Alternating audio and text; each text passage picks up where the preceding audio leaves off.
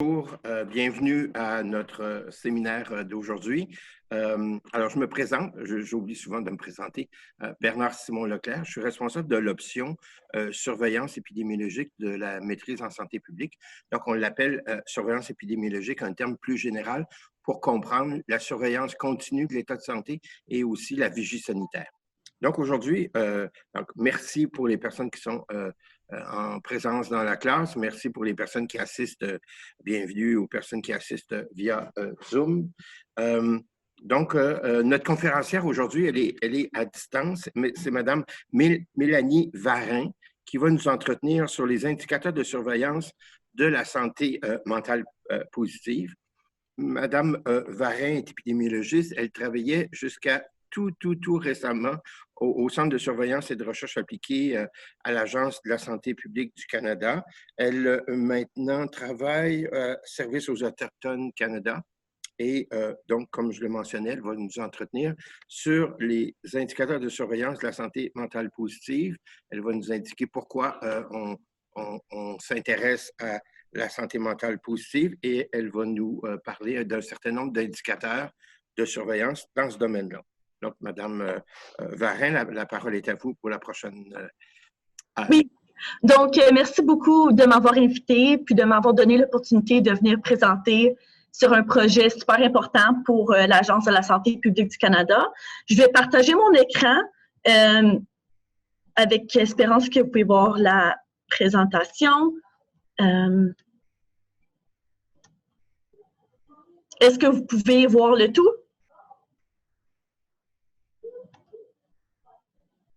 Est-ce que tout est bien?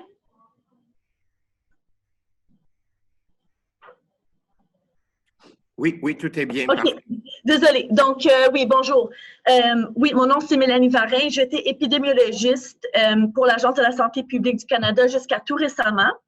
Donc, aujourd'hui, c'est mon plaisir de vous parler sur un des projets que j'ai, qui était un de mes projets clés quand j'étais avec l'Agence, le corps d'indicateurs de surveillance de la santé mentale positive. Donc, les objectifs de la présentation consistent à donner une description de l'Agence de la santé publique du Canada ainsi que sa structure organisationnelle. J'aimerais aussi donner une description de la surveillance et de la santé mentale positive. Présenter le corps d'indicateurs de surveillance de la santé mentale positive, présenter des résultats clés de ce cadre pour les adultes ainsi que pour les jeunes, parce que nous avons deux cadres de surveillance, un pour les adultes et un pour les jeunes. Présenter les facteurs de risque et de protection de la santé publique, de la santé mentale positive et décrire les tendances temporelles de la santé mentale auto-évaluée. Donc, juste pour vous donner un peu de contexte, la diapositive présente, dans le fond, toutes les relations avec le gouvernement fédéral. Donc, c'est juste vraiment pour vous démontrer à quel point que c'est, il y a plusieurs personnes, plusieurs agences, plusieurs professionnels avec qui le gouvernement collabore et il y a plusieurs facteurs à garder en tête. Donc, en ce qui fait de l'Agence de la santé publique du Canada, la mission est de promouvoir et protéger la santé des Canadiens au moyen du leadership, de partenariat, de l'innovation et de la prise de mesures dans le domaine de la santé publique. La vision, c'est des Canadiens et des communautés en santé dans un monde plus sain. L'Agence a beaucoup de responsabilités, comme promouvoir la santé, prévenir et contrôler des maladies chroniques, infectieuses ainsi que les blessures, se préparer et intervenir en cas d'urgence en santé publique, être une plaque tournante favorisant la diffusion du savoir-faire canadien dans le reste du monde, appliquer au programme de santé publique du Canada les résultats des travaux internationaux de recherche et de développement, puis finalement de renforcer la collaboration intergouvernementale. Donc, avant de commencer à parler du corps d'indicateurs, je voulais juste vous démontrer un peu la structure organisationnelle de l'agence pour vous donner une idée d'où que je me trouvais. Donc, moi, je me trouvais dans le Centre de surveillance de recherche appliquée, qui est sous la direction générale de la promotion de la santé, de la prévention des maladies chroniques. Puis, il y a 5 directions à l'agence et nous sommes sous la présidente et l'administratrice en chef de la santé publique du Canada. Puis, sous le Centre de recherche, de surveillance de recherche, moi, j'étais spécifiquement en surveillance et en analyse. Donc, juste pour donner une brève description de la surveillance selon l'agence, c'est le suivi et la précision de tout événement relatif à la santé ou de tout déterminant au moyen de la collecte et de l'analyse de données et de rapports. C'est le pilier de santé publique, de système de santé publique solide. Donc, encore, je vous ramène à la structure organisationnelle. Puis, plus spécifiquement, il y a plusieurs équipes de surveillance et d'analyse. Puis, moi, je me trouvais dans l'équipe de la santé mentale positive et du suicide. Donc, aujourd'hui, je vais juste vous parler de la santé mentale positive. Donc, qu'est-ce qu'une santé mentale positive? C'est un état de bien-être qui nous permet de ressentir, penser et agir de manière à améliorer notre aptitude à jouir de la vie et à relever les défis auxquels nous sommes confrontés. Une bonne santé mentale est essentielle au bien-être et au maintien d'une bonne santé physique, à l'établissement de relations saines et au développement de la capacité à composer avec les difficultés imprévues. Il a été prouvé qu'une santé mentale positive contribue à réduire les risques de maladies mentales et les troubles connexes. Donc, pourquoi mesurer la santé mentale positive? La première stratégie nationale en matière de santé mentale, intitulée « Changer les orientations, changer les vies », a été publiée, a été faite publique en 2012 par la Commission de la santé mentale du Canada. Puis, ce rapport a permis de mettre en évidence le manque de données sur la santé mentale et la maladie mentale. Pour donner suite à cette constatation, l'Agence a élaboré le cadre d'indicateurs de surveillance de la santé mentale positive suite à ce rapport. Donc, le cadre que nous avons développé, c'est un cadre conceptuel rigoureux qui vise à orienter les programmes et les politiques. Donc, sur la diapositive, j'ai mis une photo de la première page du rapport « Changer les orientations, changer les vies ». J'ai aussi inclus le site web si vous êtes intéressé à lire ce rapport en plus de détails. Donc, avant d'embarquer encore dans le cadre d'indicateurs de surveillance de santé mentale positive, je voulais vous démontrer le cycle de surveillance, puis aller étape par étape de comment on a finalement développé le cadre et où on en est en ce moment. Donc, rétroactivement, nous avons fait la consultation des intervenants ainsi que des groupes consultatifs. Et pour la collecte de données, je vais vous en parler dans la prochaine diapositive. Donc, voici en général le processus que nous avons fait pour développer le cadre. Donc, afin de faire le bilan des cadres de surveillance de la santé mentale déjà en place, un bibliothécaire a effectué une recherche documentaire de 1946 à 2013 à partir de certains mots-clés seuls ou en association. Et des exemples de mots-clés incluent mental health, mental disorders, health status et ainsi de suite. Les résultats ont été limités aux articles en français et en anglais seulement. Et les articles cliniques sur une population pertinente ou une population de patients spécifiques ont été malheureusement exclus parce que nous cherchons vraiment à viser la population générale du Canada. Donc, au total, 88 articles ont été sélectionnés et une recherche complémentaire en ligne a aussi été faite avec Google et certains mots-clés. Donc, les indicateurs ont été définis comme des éléments pouvant être mesurés et faisant l'objet de comptes rendus. Les mesures, quant à elles, permettent de rendre opérationnels les indicateurs à l'aide de questions de sondage, d'échelle ou de d'autres méthodes. Donc, nous avons utilisé vraiment des sondages existants et des méthodes existantes donc, on n'a pas fait vraiment de collecte de données, on a utilisé ce que nous avions déjà.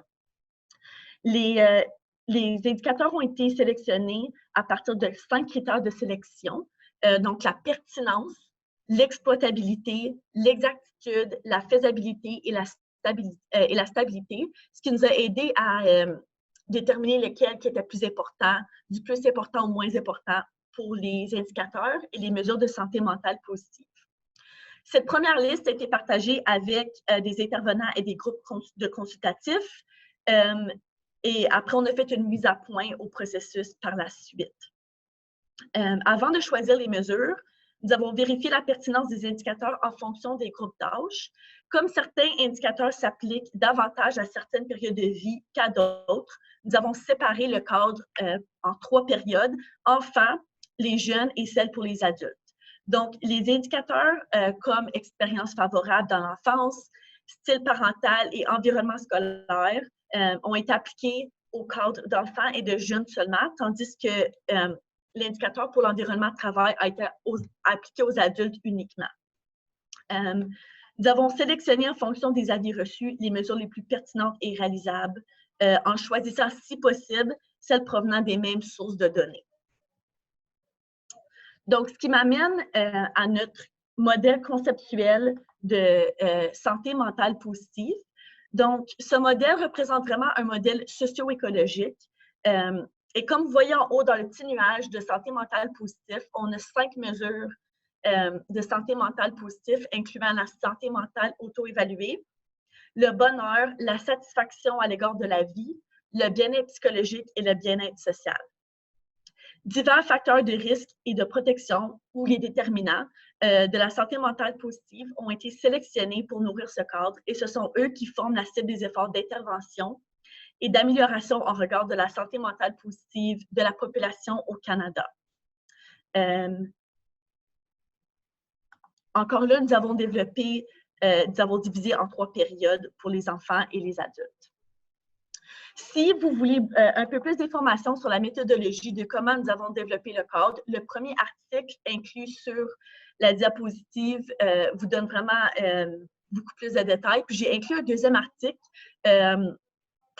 qui discute vraiment de comment on a validé une des échelles ou une des mesures qu'on a utilisées pour la santé mentale positive chez les jeunes.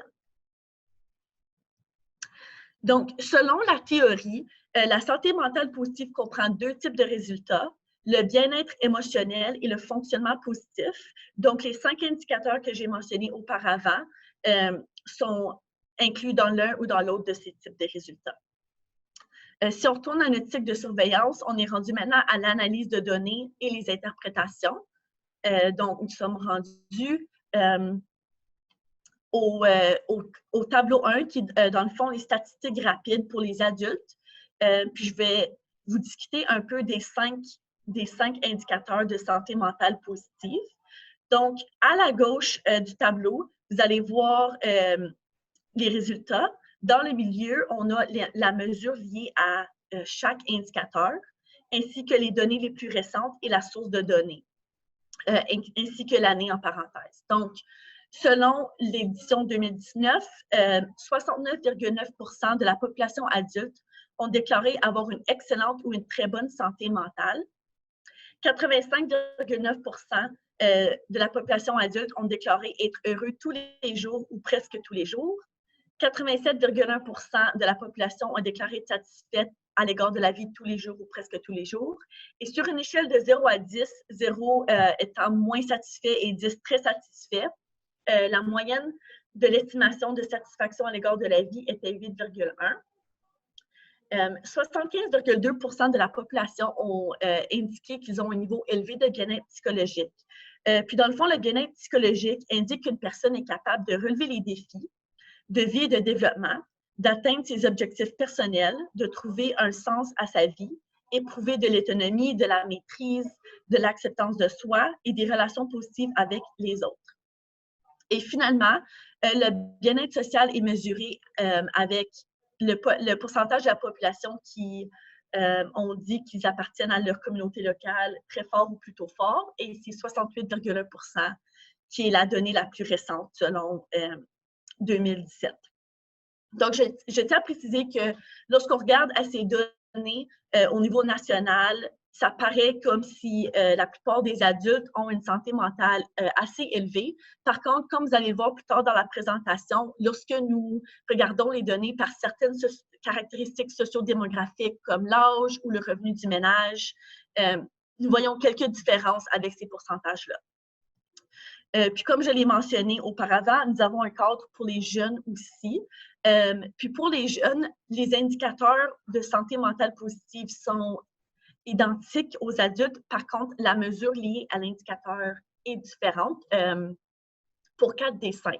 Donc, la santé mentale auto-évaluée est mesurée pareillement parmi les jeunes.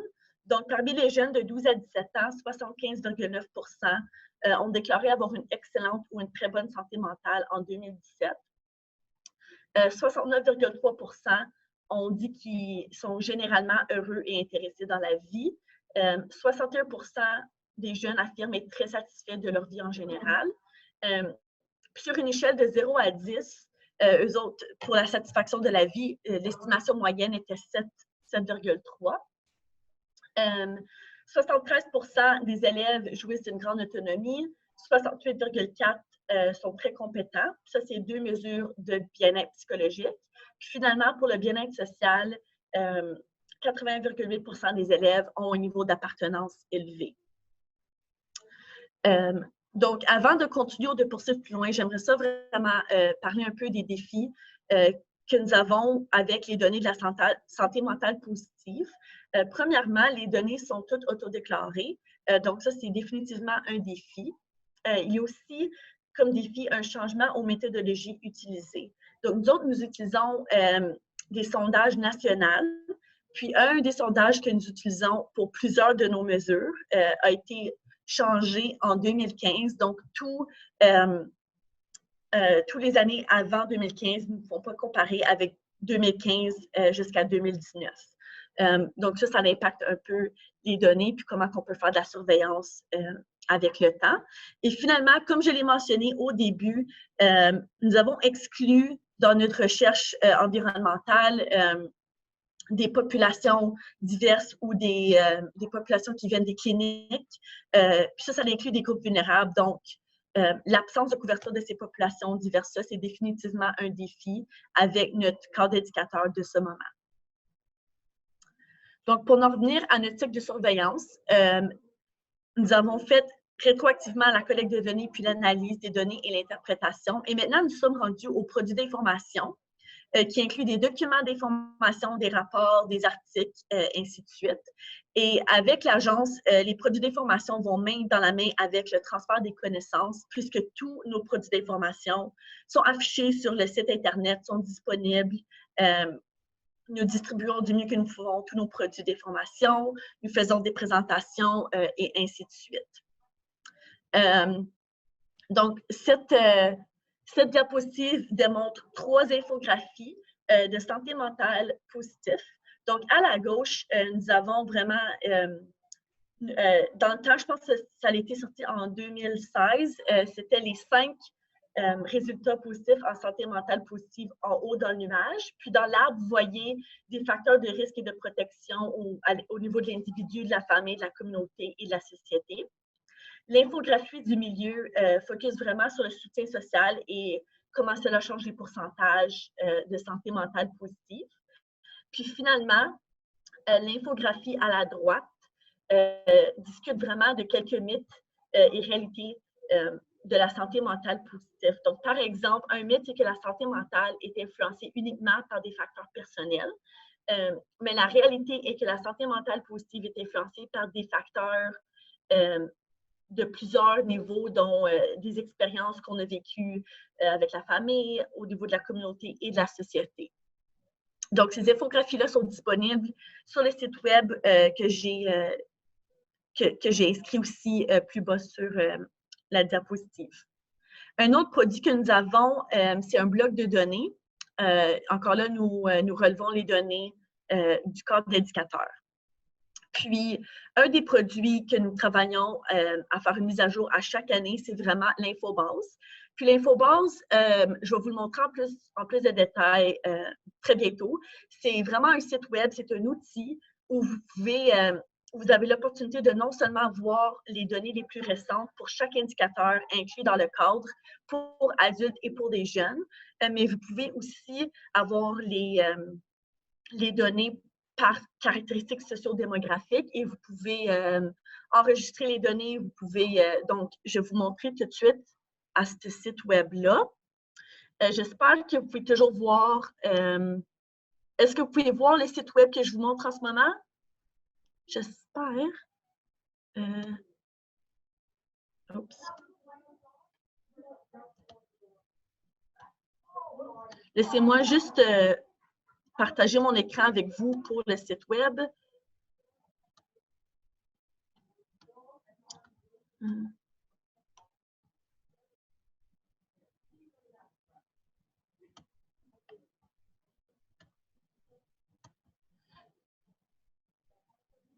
Et voilà.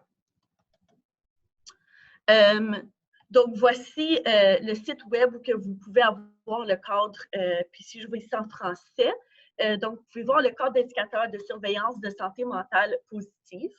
Donc, si nous descendons un peu plus bas sur la page, vous allez voir qu'à la gauche, nous avons la description du cadre d'indicateur. Et si nous descendons plus bas, nous voyons les statistiques rapides. Donc, je vous ai présenté plutôt les statistiques pour les résultats positifs en matière de santé mentale, donc la santé mentale auto-évaluée, le bonheur, la satisfaction à l'égard de la vie, et ainsi de suite. Si vous descendez plus bas, vous pouvez voir les indicateurs au niveau de l'individu, comme la résilience qui est en ce moment en cours d'élaboration, la capacité d'adaptation, ainsi de suite. Donc, le plus que vous descendez au bas de la page, vous allez voir tous les indicateurs.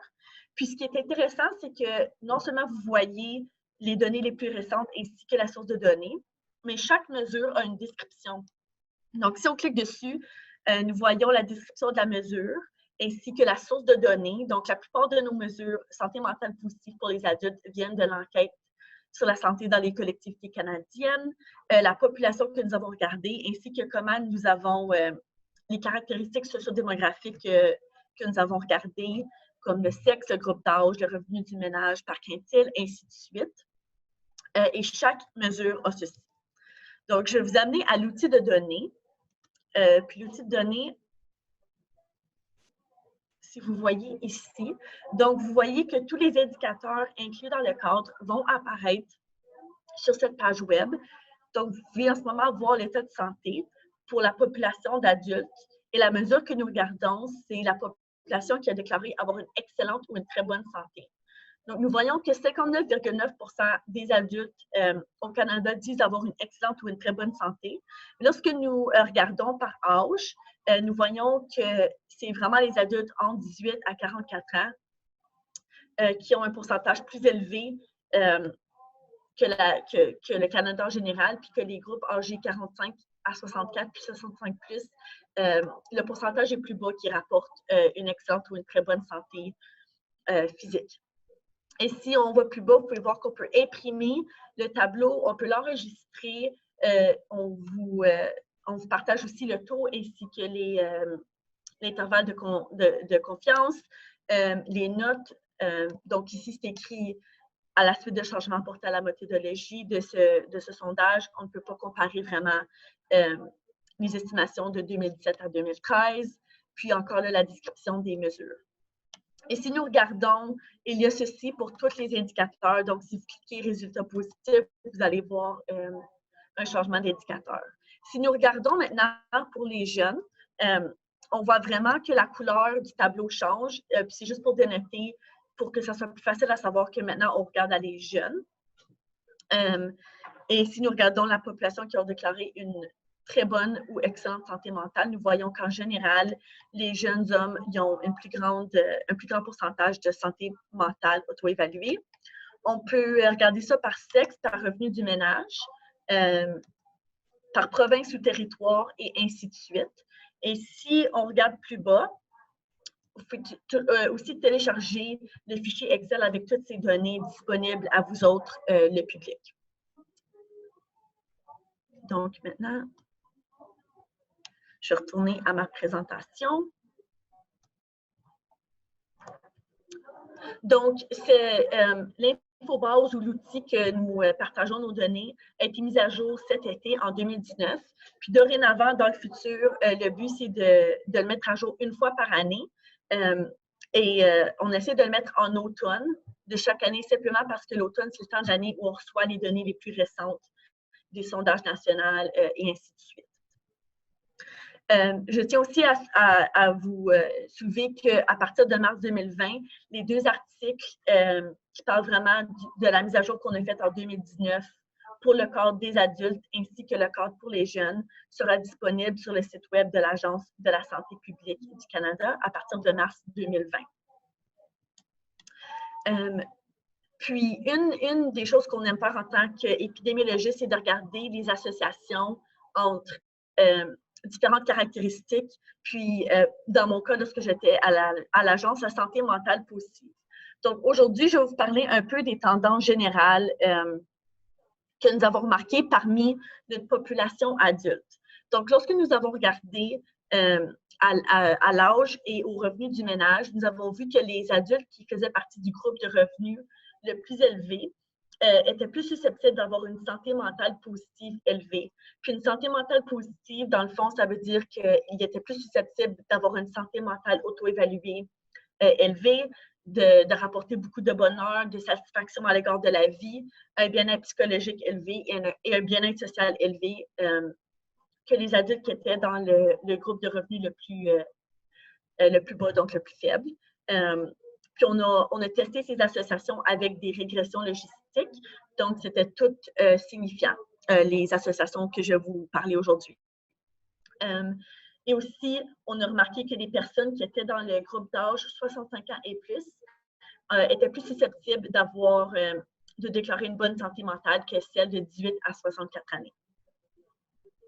Parmi les jeunes, nous avons vu que les élèves de la 7e et la 8e année étaient plus susceptibles d'avoir un bien-être psychologique et social élevé que les élèves de la 9e, 10e, 11e et 12e année. Et on a aussi remarqué quelques différences provinciales en ce qui concerne l'association entre les provinces et le bien-être psychologique et social. Donc, de toutes les provinces, les jeunes au Québec avaient une plus grande probabilité de jouir d'une grande autonomie et d'avoir un niveau d'appartenance élevé comparé aux jeunes des autres provinces. Comme je l'ai mentionné plus tôt, la santé mentale positive comprend deux types de résultats, le bien-être émotionnel ainsi que le fonctionnement positif. Donc, je vais vous démontrer quelques associations avec ces mesures de bien-être émotionnel. Donc, parmi les adultes, nous voyons que comparé aux femmes, les hommes étaient environ 1,18 fois plus susceptibles de déclarer avoir une excellente ou une très bonne santé mentale. Et nous avons aussi vu que les immigrants étaient environ 1,39 fois plus susceptibles de déclarer une santé mentale élevée comparé à ceux et celles qui sont nés au Canada. Lorsque nous avons regardé ces associations parmi les jeunes, nous avons vu qu'en effet, il y avait une association entre le sexe et la santé mentale auto-évaluée parmi les jeunes ici. Donc, les jeunes hommes étaient environ 1,5 fois plus susceptibles de déclarer que leur santé mentale était excellente ou très bonne. Par contre, on n'a pas vu d'association pour le statut d'immigrant parmi les jeunes.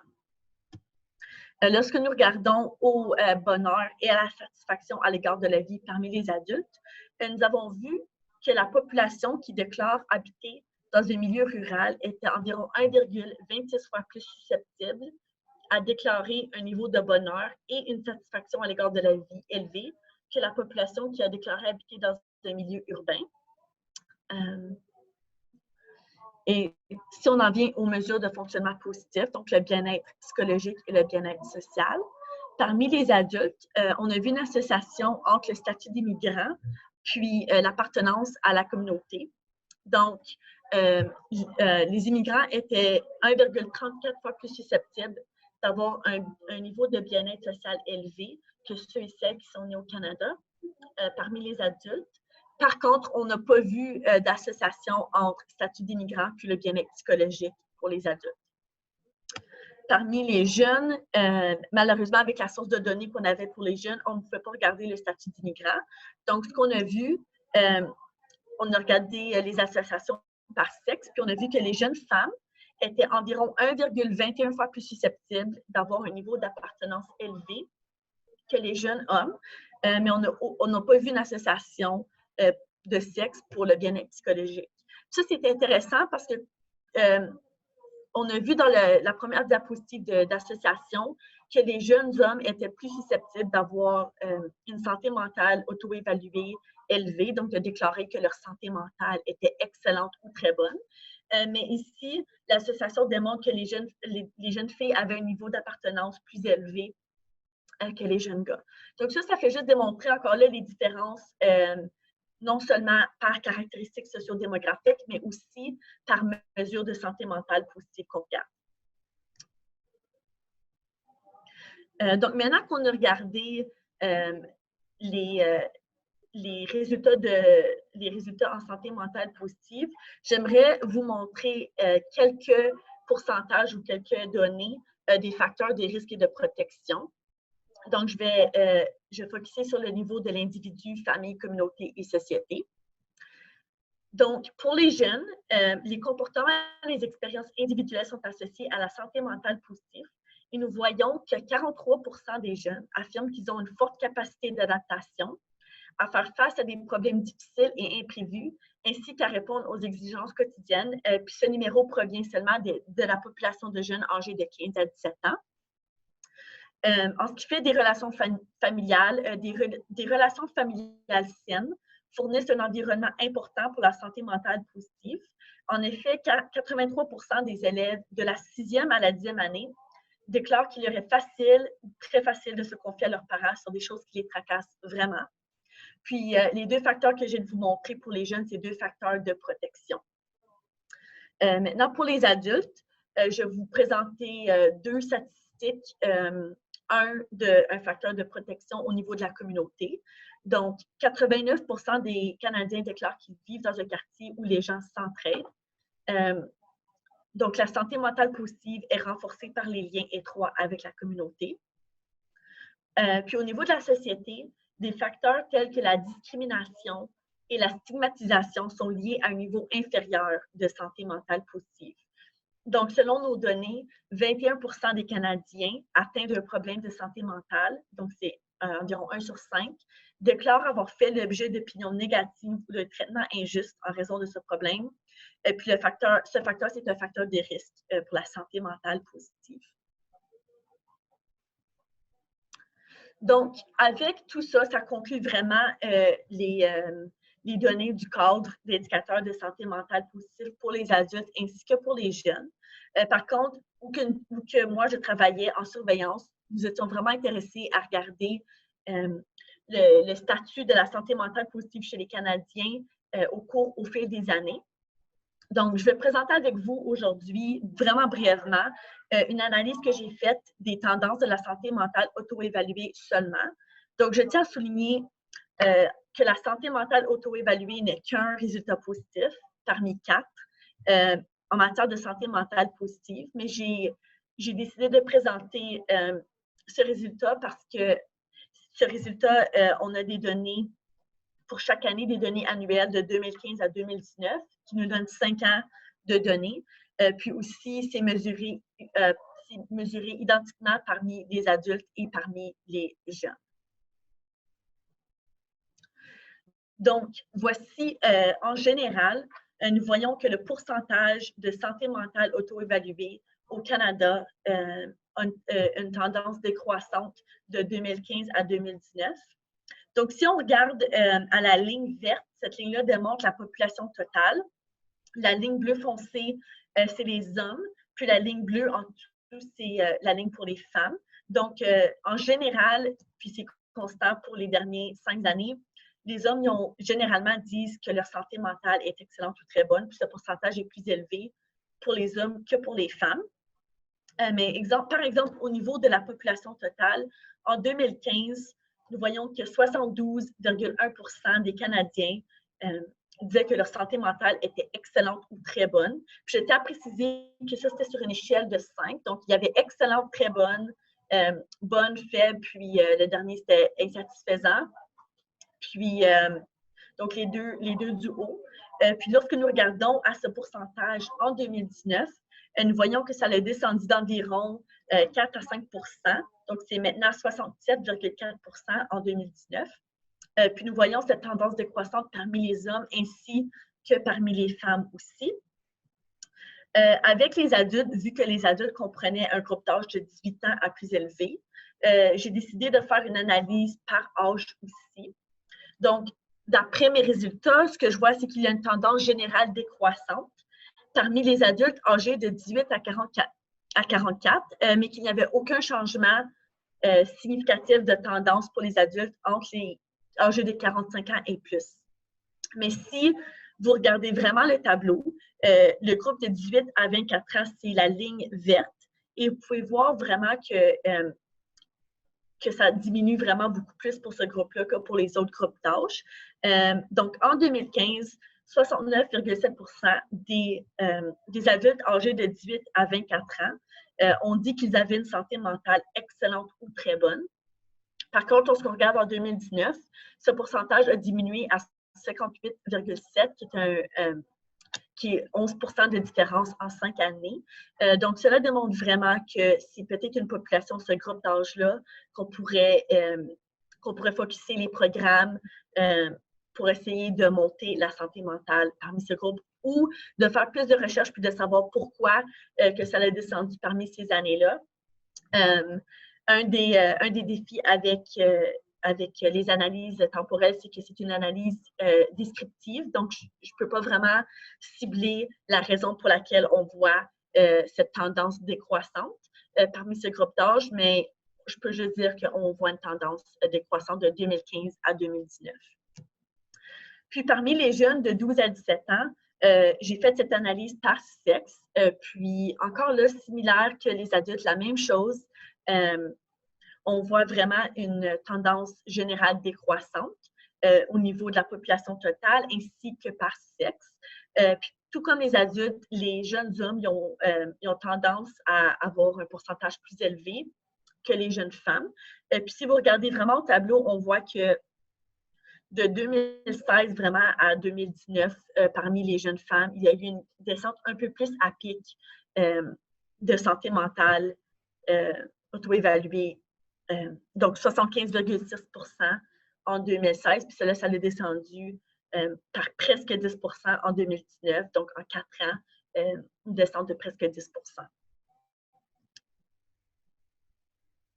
Donc, ceci termine vraiment ma description du cadre d'indicateur de santé mentale positif parmi les adultes et les jeunes. Donc, en conclusion, ce travail permet le renforcement de la promotion de la santé mentale positive en tant qu'activité de santé publique d'importance. Le cadre comble les lacunes statistiques majeures relevées dans la stratégie canadienne en matière de santé mentale pour le Canada. Puis en fournissant un aperçu de la santé mentale positive chez les Canadiens, ce cadre peut servir de référence à bien des niveaux lors de l'établissement des politiques et des programmes de promotion de la santé mentale et de prévention des maladies mentales. Donc, comme vous avez remarqué, on a des différences de caractéristiques sociodémographiques, aussi on voit des différences par groupe d'indicateurs et aussi à travers le temps. Donc, avec toutes ces analyses-là, on peut vraiment essayer de cibler les programmes et aussi la promotion de la santé mentale positive. En ce qui fait des travaux futurs pour le cadre, il y a quelques indicateurs comme l'indicateur de résilience que vous avez peut-être vu quand j'ai passé sur le site web, ainsi que des relations familiales, l'environnement bâti du quartier et l'inégalité qui sont couramment en cours d'élaboration sur le site web. Ça veut juste dire qu'on n'a pas encore sélectionné une mesure spécifique ou un sondage spécifique à utiliser pour mesurer cet indicateur. Mais je peux vous dire que quand j'ai quitté l'agence tout récemment, on a passé l'année 2019 à essayer de trouver des mesures pour l'indicateur de résilience et pour l'environnement bâti du quartier. Donc, on a les travaux continuent pour ces indicateurs-là. On va continuer à explorer les options pour combler les lacunes en matière de données avec Statistique Canada, l'Association canadienne pour la santé mentale ainsi que tous nos partenaires. Et puisque le cadre a été envisagé comme un outil évolutif, nous planifions une révision régulière du contenu à chaque année ou à chaque 2 années, ainsi qu'une mise à jour qu'on planifie faire à chaque année pour refléter les estimations les plus récentes et pour partager non seulement avec nos partenaires, mais aussi avec le public, les estimations les plus récentes. Et finalement, nous sommes en train d'élaborer le cadre d'indicateurs de surveillance de santé mentale positive pour les enfants. Donc, au tout début de la présentation, je vous ai dit qu'on avait, que quand le cadre a été développé, ça a été développé pour regarder à 3 périodes, la période des enfants, des jeunes et des adultes. En ce moment, on a élaboré un cadre pour les jeunes et pour les adultes, mais le cadre d'enfants est encore sous développement et n'est pas disponible pour le public puisqu'on n'a pas encore des mesures Donc, en ce moment, en 2020, nous attendons des nouvelles données nationales que nous pensons recevoir au printemps de cette année. Mais un des gros défis avec l'élaboration d'un cadre de surveillance pour les jeunes enfants de 0 à 12, c'est vraiment que la plupart des enfants ne répondent pas aux questions eux-mêmes, qui sont inclus dans les sondages nationaux.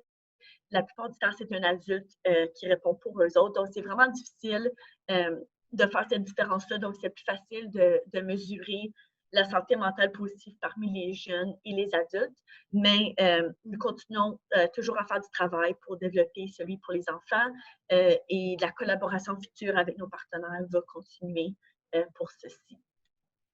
Donc, ceci conclut ma présentation sur le cadre d'éducateur de surveillance de santé mentale positive.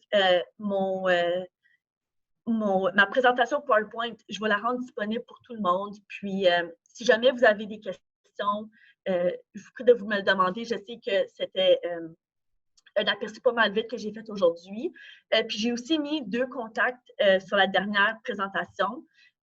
Parce que puisque moi, je ne suis en ce moment plus avec l'Agence de la santé publique du Canada, la personne maintenant qui gère ce projet, cet outil, c'est Colin Capaldi. Donc, j'ai mis son adresse courriel. Puis, j'ai aussi mis la gestionnaire de l'équipe de surveillance en santé mentale positive. Donc, si jamais vous avez des questions, n'hésitez pas à leur contacter ou à leur envoyer un courriel ou me le demander aujourd'hui ou par courriel aussi.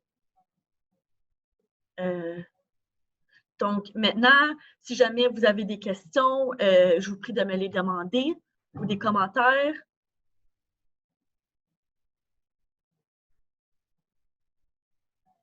Donc, merci beaucoup, Madame Varin, pour votre présentation. Donc, on serait prêt à passer à la période de questions. Si des personnes dans la salle ou à distance. Donc, il y avait un commentaire, là, je ne sais pas si vous avez eu l'occasion de le voir, que ça disait, même si que c'était une bonne chose de pouvoir disposer des indicateurs pour les 0-12 ans, parce que ce groupe de la population était souvent oublié. Bon, même s'il vous est difficile de proposer une cause pour l'aggravation de santé mentale des 18-24 ans, quelle piste suggérez-vous d'explorer? Moi, je pense vraiment que mais ça, c'est juste moi, basé sur moi. C'est pas encore, j'ai pas encore des données qui peuvent prouver ma théorie, mais je pense que les âges de 18 à 24 ans, c'est vraiment une période de transition. Aussi, souvent, c'est difficile à avoir un emploi. Souvent, c'est quand ça commence, c'est des contrats, puis le salaire n'est pas aussi élevé, puis on peut changer de passer à la maison à ceux qui vont au cégep ou à l'université ou qui poursuivent de l'éducation après le secondaire. Donc, j'assume que ce serait peut-être une bonne piste de regarder aux transitions que ce groupe d'âge peut vivre. Donc, transition de partir de peut-être de la maison de leurs parents à aller à l'université, puis comment gérer le stress, puis tous les facteurs qui sont inclus dans les transitions de vie, dans le fond. Merci. Donc, oui, ici dans la salle. Est-ce que voulez-vous venir poser votre question plus proche ici, s'il vous plaît? Donc, ici, que les gens vont vous entendre. Ah, même qu'ils vont vous voir. Merci pour la présentation. J'aimerais juste demander, vous avez parlé de la méthodologie, que Oui. l'un des défis, c'était avoir utilisé la méthodologie, l'auto-évaluer, et qu'il y avait 4 autres méthodologies que vous pouviez utiliser. Oui. Est-ce que vous pouvez nous dire quelles sont les autres méthodologies qui étaient possibles d'utiliser pour mener, pour évaluer la santé mentale positive? Donc, j'ai mentionné les 4 indicateurs, le bonheur, la satisfaction à l'égard de la vie, le bien-être psychologique et le bien-être social sont toutes 4 autres mesures qui peuvent mesurer la santé mentale positive. Par contre, avec ces mesures-là, surtout le bien-être psychologique, on a seulement des données de 2015 et tout récemment de 2019. Donc, c'était impossible pour moi de faire une analyse de tendance temporelle avec juste 2 années de données. Aussi, c'est la même chose pour le bonheur. J'avais juste 2015. On a reçu des nouvelles données en 2019. Puis aussi, pour la satisfaction à l'égard de la vie, Puis j'avais fait une analyse de tendance temporelle pour le bien-être social, qui est la 5e mesure de santé mentale positive, mais j'ai trouvé aucune différence dans ces années-là. Donc, c'est une autre raison pourquoi j'ai aussi choisi de présenter la santé mentale auto-évaluée. Puis c'est aussi une des mesures qui est le plus souvent demandée quand j'étais à l'agence. Parmi les 5, c'était une qui nous était le plus demandée de donner un pourcentage pour cette mesure-là. OK. OK. J'aimerais aussi avoir votre impression en général si le poids pour la santé mentale positive, le poids des facteurs individuels ou sociétals.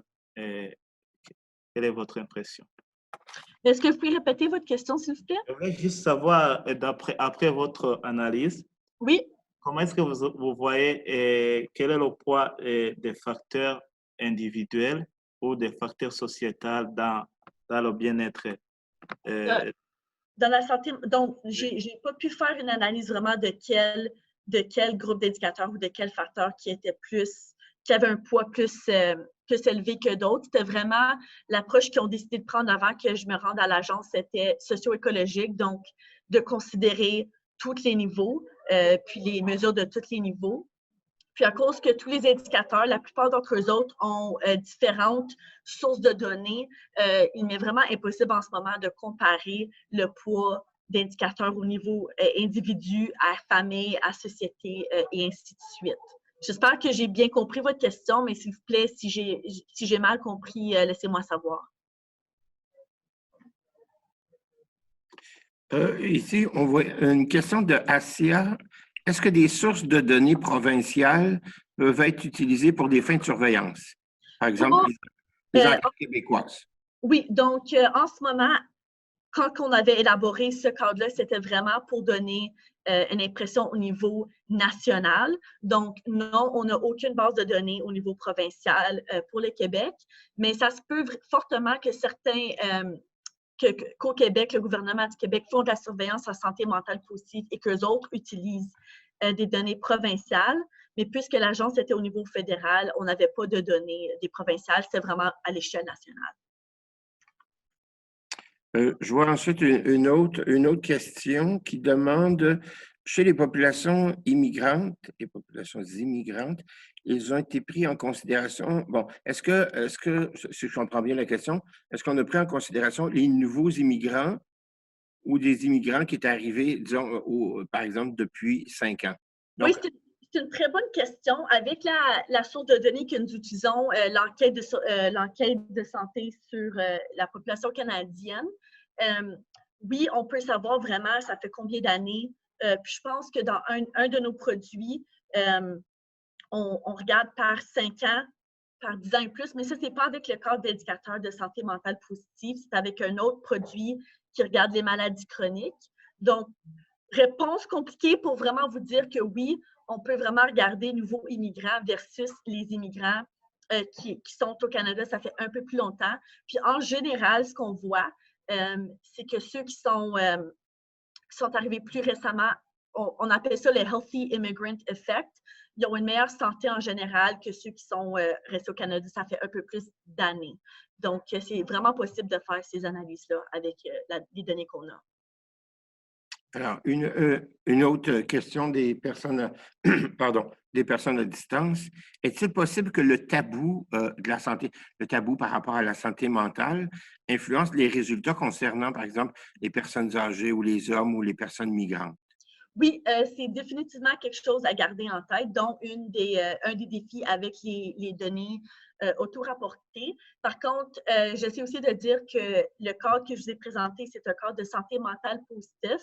Donc, on assume que les personnes sont plus susceptibles de peut-être déclarer leur niveau de bonheur, satisfaction à l'égard de la vie, que c'est plus facile de rapporter sur des mesures positives que sur des mesures plus négatives comme l'anxiété et la dépression, ainsi de suite. Mais oui, c'est définitivement possible que le tabou de la santé mentale influence des groupes comme les personnes âgées et ainsi de suite. Alors, une autre question, c'est est-ce que, par exemple, vous avez envisagé la possibilité de faire des mesures composites, c'est-à-dire une mesure composite qui pourrait inclure les 5 indicateurs pour la santé mentale positive? Oui, j'aimerais vraiment ça, faire ça.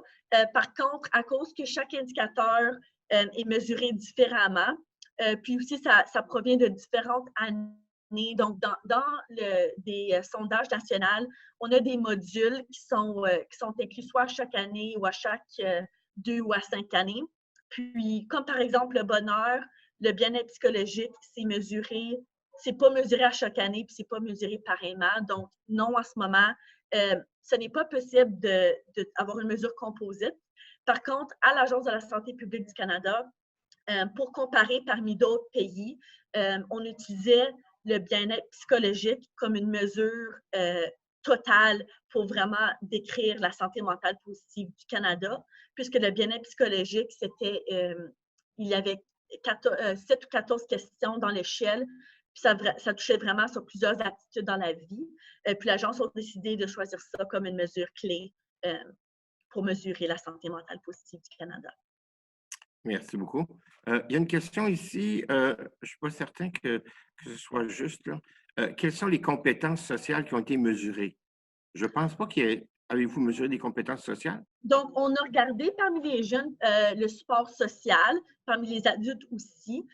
En fait, on n'a pas vraiment mesuré des compétences sociales, on a mesuré l'appartenance pour les jeunes.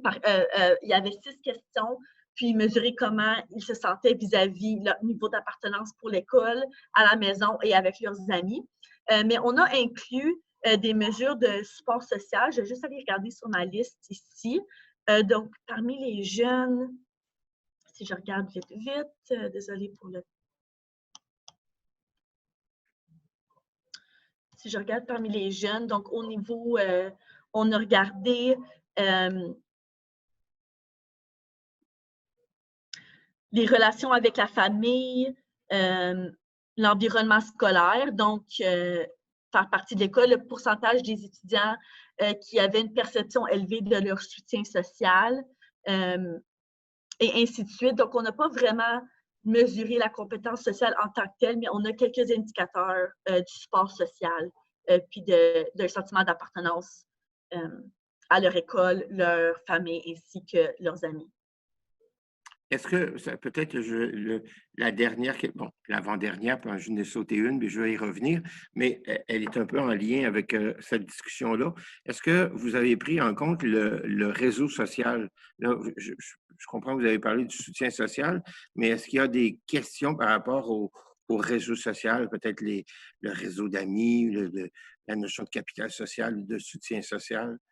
Donc, parmi les adultes, on a une mesure qui démontre dans les... je pense que c'est au niveau communautaire. On regarde vraiment le nombre d'amis. Donc, parmi les réseaux sociaux pour les adultes, c'est inclus dans le niveau de la communauté. Le pourcentage qui ont déclaré avoir aucun ami ou membre de la famille dont elles soient proches, 1 à 5 amis et 6 amis ou plus. Mais en ce moment, on essaye de peut-être penser à d'autres mesures parce qu'on se dit que c'est peut-être pas le nombre d'amis qui est important ou le nombre de personnes dans la famille, mais aussi comment que la personne se sent, la qualité de ces relations-là, si ça fait du sens. Donc, oui, on a un peu mesuré pour les adultes seulement avec le nombre d'amis ou de membres de la famille auxquels il ou elle se sentait proche. C'est disponible sur le cadre d'éducateur. Il y a une question d'une personne ici qui s'intéresse à vos travaux et qui se demande est-ce que vous allez poursuivre ces travaux-là, mais par rapport aux services autochtones? En ce moment, non. Moi, j'ai été au service aux Autochtones. Je ne suis plus dans la santé mentale positive, mais définitivement, à l'Agence de la santé mentale du Canada, il y a définitivement l'équipe de surveillance qui essaie de regarder puis d'avoir des données sur les groupes autochtones. Donc, il y a possibilité que je puisse collaborer avec eux autres, mais en ce moment, il n'y a rien de concret. Là, je vois une question, je ne sais pas si c'est une traduction ou est-ce que c'est une conception qui existe pour vrai ou c'est une traduction de la santé mentale positive. La personne demande, est-il toujours conseillé ou non d'utiliser l'indicateur de santé mentale florissante? Alors, peut-être c'est... Donc, je connais cet indicateur-là. Dans la littérature en anglais, ça s'appelle Flourishing and Languishing Mental Health. Ça a été il y a plusieurs études qui ont été faites sur ça. La raison, on n'a pas, pour le cadre, ça n'a pas été utilisé comme un indicateur. Donc, malheureusement, je ne connais pas toute l'information précédente de pourquoi ça n'a pas été choisi. En ce qui fait de conseiller aux dons de l'utiliser comme indicateur de santé mentale, au Canada, on a vu qu'avec la population qu'on avait, la mesure n'était pas... on pensait que le Canada était très élevé en santé mentale florissante comparé aux autres pays qui sont similaires en santé mentale. Donc, après quelques études, de ce que j'ai pu comprendre, c'est qu'on a réalisé que ce n'était pas vraiment la meilleure mesure pour la santé mentale positive au Canada. Et donc, je pense que ça fait le tour des questions à distance. Alors, je vais me permettre une question, là, puis peut-être qu'on va terminer par la suite parce qu'il est déjà 13 heures. Si je ne me trompe pas, quand on a vu les résultats, les premiers résultats nationaux pour l'ensemble du Canada, pour les indicateurs de santé mentale positive, les pourcentages pour les valeurs étaient relativement élevés. Oui. Je pourrais dire même que c'était élevé, sauf qu'on a vu deux indicateurs qui étaient la capacité d'adaptation puis contrôle et efficacité, qui était beaucoup plus bas. Oui. Est-ce que vous avez une explication un peu pourquoi que ceux-là, la santé mentale, elle est perçue très positivement, mais la capacité d'adaptation, contrôle et efficacité, c'était beaucoup plus bas? Donc, malheureusement, ces données proviennent de 2012, puis on a vraiment juste une année avec ces données-là. Ce n'était pas disponible dans les autres années du sondage. Donc, je n'ai pas pu vraiment explorer en détail pourquoi ces indicateurs au niveau de l'individu étaient beaucoup plus bas. Parce que c'est vrai, comme vous avez constaté, je pense que c'est 56 qui ont dit que leur capacité d'adaptation était forte. 56,9, puis 41 qui ont dit qu'il y avait un niveau élevé de maîtrise de leurs données. Donc, ça se peut que cette question, que ces données-là changent avec le temps, vu que ça fait quand même quelques années de 2012. Mais malheureusement, je n'ai pas pu explorer ce pourcentage en plus en détail. Et donc, j'ai menti, je vais poser une autre question. Je disais que c'était la dernière, mais est-ce que, tous ces indicateurs-là ont été, disons, développés à partir de données existantes? Là, vous avez parlé de la possibilité d'étendre ou de développer de nouveaux indicateurs. Vous avez parlé de celui-là qui est en construction pour la résilience. Oui. Je vous ai entendu parler d'indicateurs d'environnement bâti. Mais est-ce qu'il y a des projets, disons, de développement de nouveaux indicateurs qui seraient vraiment comme conceptualisés par rapport à la santé mentale et non pas, par exemple, d'une récupération d'indicateurs déjà existants? Oui, donc comme par exemple, l'individu que j'ai inclus à la fin de ma présentation, Colin Capaldi, lui, il a terminé son doctorat en psychologie en 2019, puis il est très intéressé conceptuellement à regarder à d'autres indicateurs à rajouter au cadre. Donc moi, personnellement, je n'ai pas encore fait du travail dans élaborer des nouveaux indicateurs, mais je sais que Colin, il travaille sur ça, puis je pense qu'il regardait au niveau de la société à en rajouter un, mais c'est encore en développement. Mais oui, c'est définitivement possible d'en rajouter. C'est juste que c'est plus difficile de faire ça parce qu'il faut encore consulter avec nos partenaires, avec les groupes consultatifs, puis quand même retourner au début du cycle de surveillance, de rétroaction, puis de repasser à toutes ces étapes-là. On ne peut pas juste choisir d'en ajouter un. Il faut vraiment passer par toutes ces étapes-là. Donc, on va conclure ici. Je vous remercie beaucoup pour votre présentation. C'était très intéressant. C'est également innovateur. On est moins habitué d'entendre des indicateurs de santé positive en général. Oui. Encore moins santé mentale positive. Donc, je voulais juste vous mentionner que, je ne sais pas où vous pouvez le mentionner à vos collègues parce que si vos fonctions ont changé, mais qu'il y a toujours la possibilité d'offrir un milieu de stage ou un projet de stage à nos étudiants ici en surveillance qui pourraient des fois donner un coup de main pour développer certains nouveaux projets ou exploiter certaines bases de données. Oui, donc je ne sais pas si vous connaissez le programme, je le connais juste en anglais, ça s'appelle FSWAP, Federal Student Work, je pense que c'est comme Education Program. On a plusieurs étudiants qui travaillent avec nous autres en surveillance, puis on en a une spécifiquement qui travaille en santé mentale positive. Donc, c'est définitivement possible de faire soit des stages ou d'avoir des contrats pour des étudiants pendant l'été. Donc, je vais faire passer le message à la gestionnaire de l'équipe, mais aussi, si vous êtes intéressé, il y a le programme F-SWAP qui est super bon pour ça. Merci beaucoup. Merci à vous. Donc, merci beaucoup pour les personnes qui étaient présentes dans la salle ici, à l'ESPOM, et les personnes qui se sont connectées via Zoom. Alors, on va vous convier à notre prochain séminaire, donc le prochain séminaire qui va être proche de la Journée internationale des femmes. Donc, notre prochain séminaire est le 11 mars 2020 et qui va justement porter sur la surveillance de la santé des femmes par Bilkis Visanji, qui est professeur à la Faculté des sciences infirmières ici à l'Université de Montréal. Donc, c'est un rendez-vous pour le 11 mars prochain.